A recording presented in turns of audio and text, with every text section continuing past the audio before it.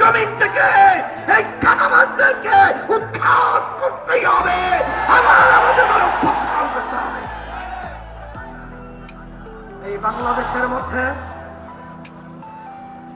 আজকে আমাদের দুঃখ সহকারে বলতে হয়,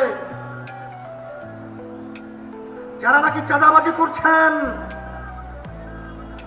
যারা আজকে এখনো বিদেশের সেই ইচ্ছা পূরণ করার জন্য যারা আজকে সুন্দর সুন্দর পুলিয়া ওড়াচ্ছেন, আমি সেই বাংলাদেশের ঘৃণিত শত্রুদেরকে বলবো, সেই জুলাই, সেই 5ই আগস্ট আবার আজকে আমরা স্মরণ করছি। হাজার হাজার মায়ের কোল খালি হয়েছে,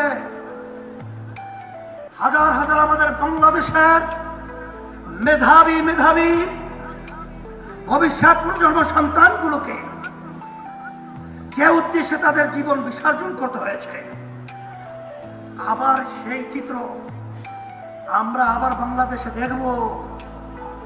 এটা কখনোই সহ্য করা যায় না, এটা কখনোই মেনে নেওয়া যায় না। এই বাংলাদেশকে আমরা নতুনভাবে সাজাবার জন্য আমি